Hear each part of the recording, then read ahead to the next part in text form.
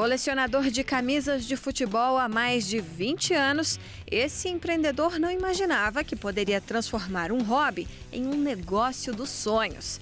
Formado em engenharia mecânica, Álvaro Sepúlveda planejava seguir na carreira. Mas após negociar as camisas de time informalmente por tanto tempo, enxergou uma oportunidade lucrativa de mercado. E em parceria com o primo, Uriel, criou a Fut Classics. Com uma loja física em Belo Horizonte e um e-commerce, a marca oferece compra, venda e troca de camisas de futebol retrô de clubes brasileiros e do exterior.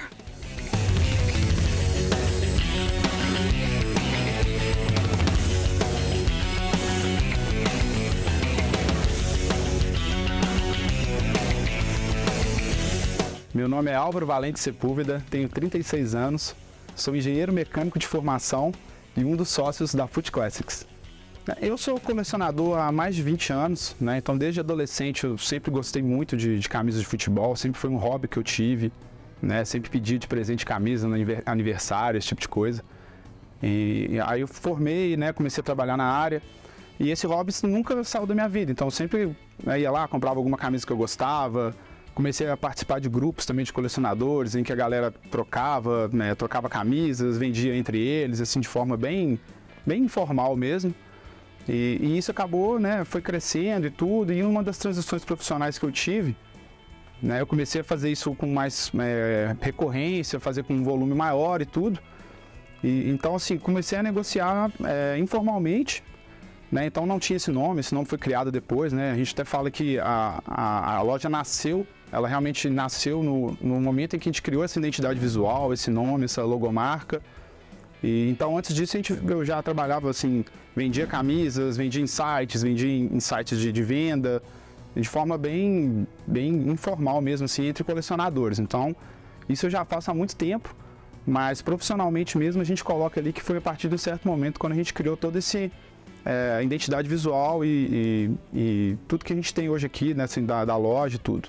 A marca surgiu, né, a gente teve a ideia, né, de criar a empresa, né, profissionalizar o que eu já fazia como hobby. Então a primeira coisa que eu pensei foi o nome, foi o mais difícil, o nome realmente fui eu que criei, eu que inventei, escrevi várias vezes até chegar no nome que eu achava legal. E depois que eu criei o nome, tive a ideia do nome, a ideia foi agora transformar aquilo numa imagem, né, numa logo. Para isso eu contratei uma profissional que me ajudou, então a gente conseguiu criar uma logo que entregasse ali alguns conteúdos do que é a Fut Classics. Então a gente transformou tudo num escudo, fez uma mescla ali de escudo de time com a camisa também e tal. Então ficou bem sugestivo, já pensando na utilização disso em redes sociais, né, as variações que esse escudo poderia ter, essa logo poderia ter para a gente usar também no site, tudo. Então isso a gente desenvolveu com uma profissional, mas a ideia a inicial do nome, tudo, já veio de mim mesmo, assim, deu pensando aí, quebrando a cabeça. O nome é baseado, assim, a gente tentou mesclar um pouco do futebol, mas tentamos trazer para o português também, porque a nossa loja é brasileira. Então a gente quis botar com U e o Classics para poder dar aquela entonação do que é vintage, do que é antigo, né, do que remete a lembranças. E a gente fez uma mescla ali do português com o inglês também, já pensando também numa internacionalização da marca. Então foi o nome que a gente achou que ficou bacana, assim, e que combinou com o perfil da loja, do que a gente poderia entregar, e que já dá uma apresentação realmente do que a gente está vendendo, do que a gente está oferecendo.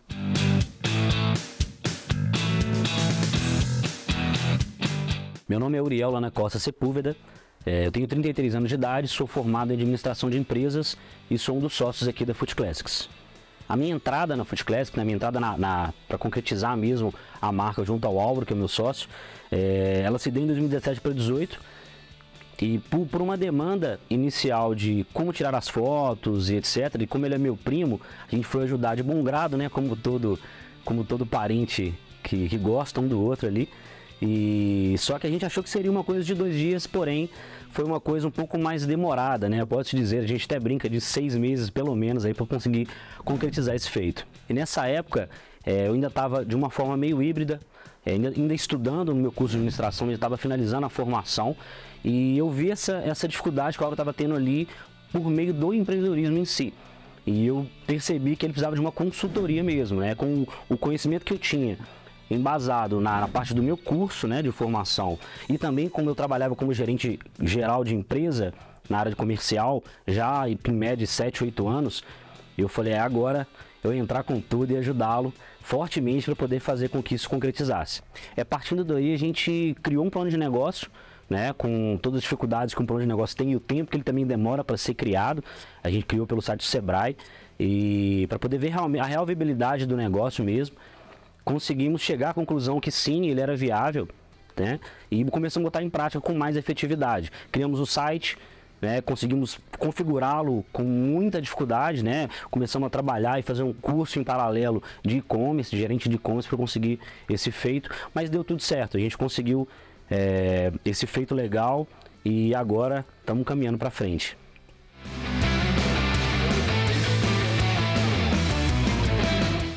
Em 2017, nós criamos um site para vender online.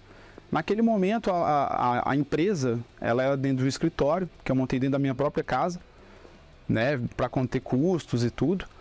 Então, eu criei toda uma infraestrutura lá dentro de organização para poder organizar as peças, que era num volume bem menor na época. E a gente conseguiu gerir tudo isso dentro de casa mesmo, ali no escritório.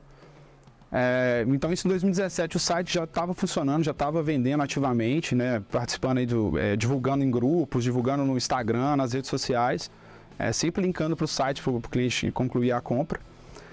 A partir de um certo momento, o volume já cresceu muito, então a gente já foi para a nossa primeira loja física, que era uma loja menor, né. Lá dentro a gente tinha uma capacidade aí de aproximadamente 1.000 camisas por aí, né, que a gente atingiu rapidamente. Então já tivemos que mudar para a loja que estamos hoje, né? Hoje a gente está numa casa, né, uma casa aqui no bairro Floresta, em Belo Horizonte. É uma casa antiga, né, que é justamente a temática que a gente quer entregar. Então a gente criou um espaço aqui temático para receber os colecionadores, né, os clientes, né? Muitas pessoas vêm de fora aqui para visitar e tudo, então aproveita para tirar fotos. Então é um lugar bem instagramável também, de uma forma geral, né? Então hoje a empresa ela tem a loja física, né, que é essa loja, que funciona também com o nosso controle de estoque. Então todo o nosso estoque está aqui e é sincronizado em tempo real com o site, justamente para evitar vendas duplicadas, esse tipo de coisa. Então é tudo bem sincronizado, bem organizado. Eu nunca fiz nenhum curso de vendas, nem nada do tipo, né? Eu realmente já tinha esse conhecimento sobre camisas, né, que já é uma coisa que faz parte de mim e tal, do meu hobby. O máximo que eu tentei buscar, e busquei bastante mesmo, foi um curso de e-commerce, né? Então me capacitei com esse tipo de curso, né? Explorei também plataformas de site, essas coisas, porque no início eu até tinha a ideia de realmente colocar uma pessoa para fazer isso, para fazer o site e tal, mas lá atrás, né, contenção de gastos, né, querendo realmente ver se o negócio ia vingar, né, e colocando muita energia no negócio, a ideia que eu tive naquele momento foi de eu mesmo criar o site, porque ia ser tão difícil passar para a pessoa realmente o que eu queria, que eu preferia eu mesmo buscar aquela alternativa, né? Então, eu estudei bastante ali a criação de site, tendência de como que um site poderia ser legal. Já tinha muita expertise já de sites internacionais, então me ajudou um pouco a entender o que eu queria, né? Então, acho que a capacitação que eu tive realmente que fazer foi nessa área de web design ali e tal, de desenvolvimento, mas que hoje em dia tem plataformas bem mais tranquilas, mais intuitivas, né? Você não precisa ser um programador, assim, para poder criar o seu site e tal. Então,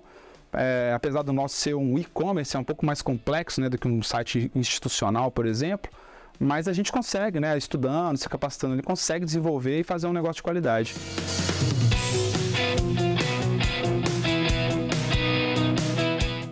Hoje, basicamente, né, vendemos camisas originais antigas, né, então somos uma loja de compra, venda e troca, então a gente faz todo tipo de transação. Então, se a pessoa vier aqui na loja, tanto presencial como entrar em contato com a gente online também, para vender algumas camisas para nós, a gente faz essa avaliação, faz essa negociação, a gente adquire essas peças, né? O nosso fornecedor são os próprios colecionadores, então a gente precisa também desse movimento de troca e também de comprarmos, né, camisas dos colecionadores.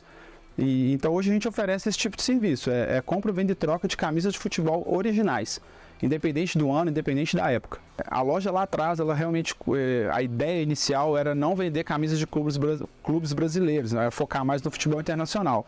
Mas hoje o nosso setor de clubes brasileiros, ironicamente, é o maior que a gente tem, né? Então, assim, realmente a gente vende muita camisa de clubes brasileiros, né? Principalmente os grandes clubes do Brasil. Tem uma comunidade de colecionadores muito grande. Mas a gente não pode esquecer também das ligas internacionais que hoje, assim, são muito acessíveis, as pessoas assistem, gostam muito. Os principais jogadores brasileiros jogam nessas ligas, então traz uma publicidade muito grande. Então a gente vende muita camisa de clubes ingleses, muita camisa de clubes espanhóis, né? Principalmente Barcelona e Real Madrid, que são os mais famosos. E em época de Copa do Mundo, né, a gente tem o mercado aqui das camisas de seleções bem agitado também. Então tem um pouco dessa sazonalidade ali. O momento de cada clube também influi bastante. Então, se um clube brasileiro não está tão bem das pernas assim, diminui um pouco as vendas e tal. E o contrário também acontece.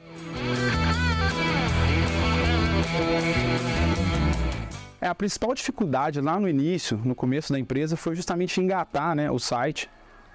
Então a gente já trabalhava muito com plataformas terceirizadas, como o Mercado Livre, divulgação em grupos de colecionadores, esse tipo de coisa, e a gente queria trazer uma coisa mais profissional para esse nicho. Mas é um nicho muito tradicional, também está um pouco resistente a algumas mudanças, né, algumas adaptações. Então, o maior desafio que a gente teve no começo foi realmente engatar o nosso site, mostrar para o cliente que ele poderia comprar no nosso site de forma segura, que ele poderia tirar todas as dúvidas pelo anúncio, pela qualidade do anúncio que a gente produz, com muitas fotos, com muitas informações, com o estado de conservação de cada peça. Então, o mais difícil, o mais desafiador até hoje para a loja e principalmente lá atrás, foi fazer o engajamento do nosso site acontecer de forma natural, para que a gente pudesse vender durante 24 horas por dia. Então hoje nos finais de semana, por exemplo, as pessoas estão lá comprando no nosso site, tudo. Então assim, não para, a máquina realmente está sempre girando. Mas isso foi uma dificuldade muito grande no início, de dar essa confiabilidade, né, do site levar essa confiabilidade para as pessoas. A gente foi aprimorando isso, né, aos poucos também. A gente foi vendo onde é que dava algum empecilho, o que a pessoa que gerava ali talvez uma rejeição no primeiro momento. A gente conseguiu ir melhorando aquilo até chegar num ponto de equilíbrio legal e o site hoje ser bem convidativo e bem informativo também, para que ninguém tenha dúvida sobre nenhum pedido. Hoje o marketing da loja está basicamente focado nas redes sociais, né? Hoje a nossa principal ferramenta de engajamento é o Instagram, né? O nosso Instagram ele tem um alcance muito grande assim, a nível Brasil, a nível colecionadores em geral.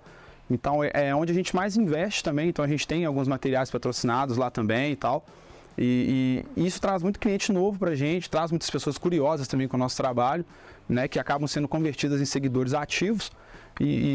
Ou às vezes a pessoa nem vai fazer uma compra nem nada, mas divulga para algum colega, alguém que tem alguma camisa para negociar. Então, hoje o principal marketing que nós temos são as redes sociais. No TikTok a gente ainda está aprendendo ainda, né, como usar essa ferramenta para o colecionismo, para as camisas de futebol, né? É um tipo de conteúdo diferente que se cria lá, né? Muito vídeo. Então a gente ainda está explorando ainda esse mercado. Então hoje basicamente o Instagram é a nossa principal ferramenta de marketing.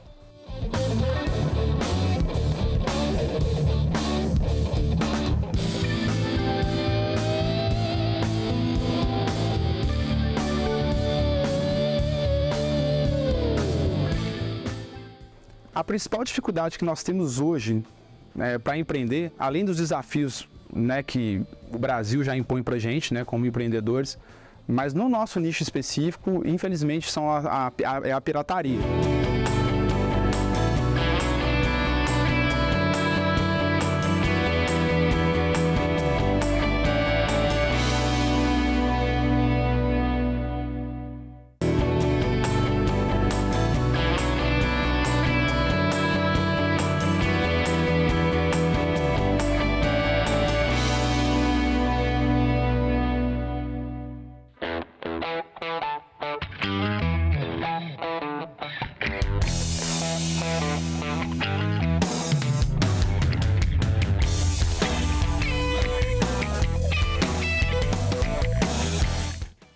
A principal dificuldade que nós temos hoje para empreender, além dos desafios, né, que o Brasil já impõe para a gente, né, como empreendedores, mas no nosso nicho específico, infelizmente, são a pirataria. Então a pirataria hoje cresceu muito no mercado, né? As pessoas conseguem reproduções de camisas originais aí com um certo grau de fidelidade preocupante, né? Então a gente tenta combater isso, tenta orientar, a gente faz muito vídeo tentando instruir as pessoas, né, a não comprar pirataria, né, mostrando as reais diferenças.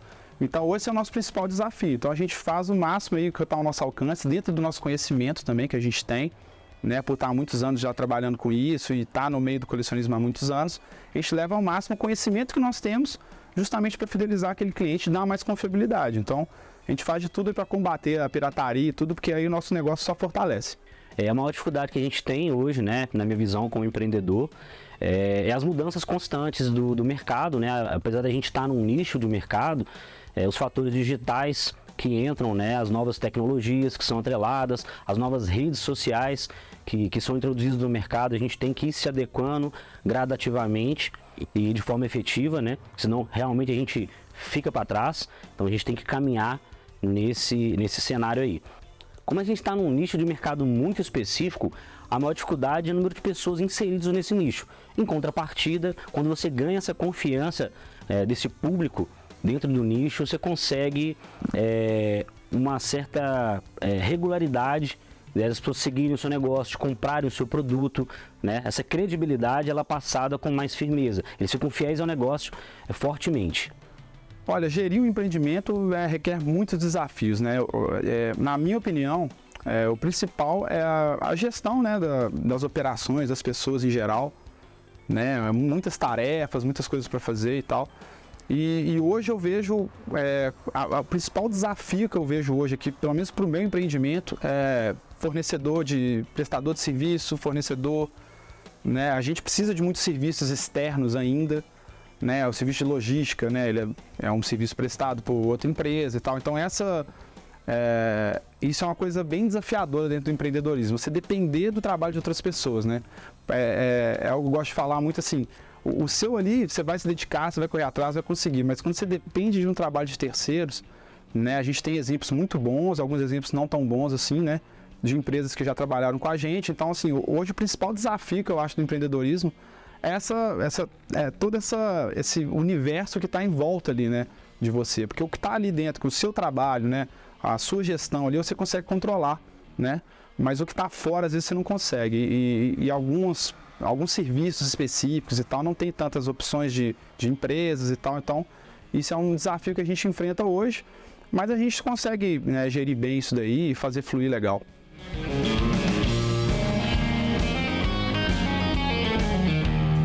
Como é um negócio muito não comum, né, que envolve assim, um nicho muito específico de mercado, o principal características que você tem que ter para poder empreender nesse meio é conhecimento. Né? Igual eu já te contei, né? Eu sou colecionador há mais de 20 anos, né? Comecei a colecionar com 15 anos de idade, né? Todo aniversário eu pedia camisa de futebol de presente, era uma coisa que eu sempre gostei. E não tem muita explicação lógica, eu simplesmente gostava muito. Né? Compartilhei isso com alguns amigos, esse hobby e tal, a gente trocava muita ideia e tudo. Então é muito tempo aprendendo e adquirindo conhecimento sobre aquilo. Então não tem jeito de você empreender no mercado de nicho se você não tiver conhecimento. Eu faço muita analogia, por exemplo, com carro antigo. Não tem como você entrar no meio desse se você não tiver muito conhecimento sobre veículos, muito conhecimento sobre as marcas, né? Muito conhecimento sobre peças, etc. Então, assim, aqui é a mesma coisa, né? Aqui, se você não tiver conhecimento, né? Como que eram as marcas antigamente, como era o tipo de tecido, como diferenciar uma camisa antiga de uma mais recente, de que ano que é essa peça, só de olhar. Então, assim, realmente é uma coisa que foi adquirida, que ninguém me ensinou e que veio da minha paixão mesmo. Essa inspiração para novos empreendedores, com base no que a gente tem, no que a gente faz no nosso negócio, é simplesmente dedicação ao máximo. É botar o coração em cima, focar muito no fator técnico mesmo, entendeu? E dedicação ao máximo e não parar, não desanimar. Vão ter muitos nãos, vão ter pedras no caminho, vão ter desafios como qualquer outro no empreendedorismo, mas por ser nicho de mercado, então, tem um pouco mais. Então, focar nisso aí e não desanimar hora nenhuma.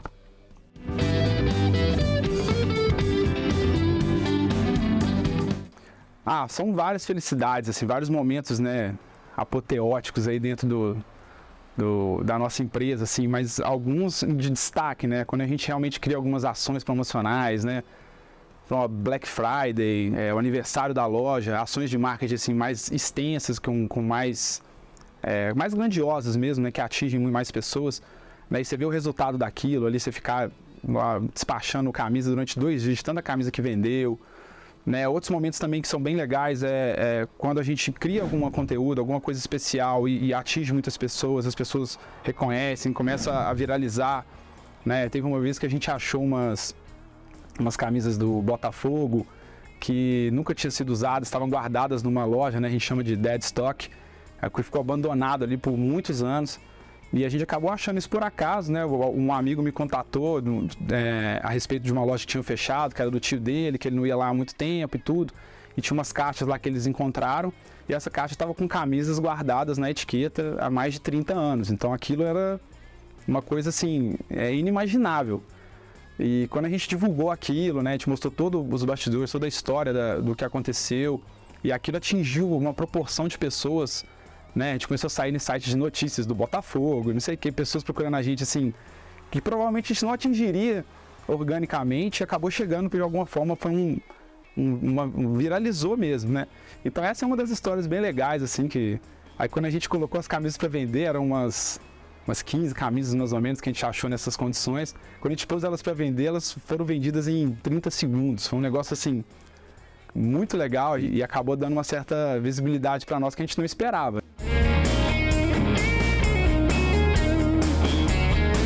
A Foot Classics ela nasceu para atender o mercado nacional no primeiro momento, né? Porque o mercado internacional de camisas ele já é bem consolidado, né? Na Europa, que é onde tudo é mais concentrado, assim, por causa do futebol, nasceu lá e tudo. Então, assim, tem lojas muito grandes lá de camisas antigas e tudo. E a questão da moeda também era um empecilho para os brasileiros, porque para você trazer uma camisa em euro, em libra, era mais pesado. Então, a gente quis trazer esse mercado para cá, né? Então, nossa ideia inicial era realmente dominar o mercado nacional. A gente tinha essa meta desde o primeiro momento, né? De não focar no primeiro momento no mercado internacional, porque já era bem saturado, né? Então, a gente queria levar essas camisas diferentes para o pessoal dentro do Brasil. A gente tinha a meta de levar para todos os estados do Brasil. A gente já fez venda para todos os estados do Brasil. Então, assim, a internacionalização aconteceu de forma natural. Hoje ela ocorre que a gente faz muitos envios para fora.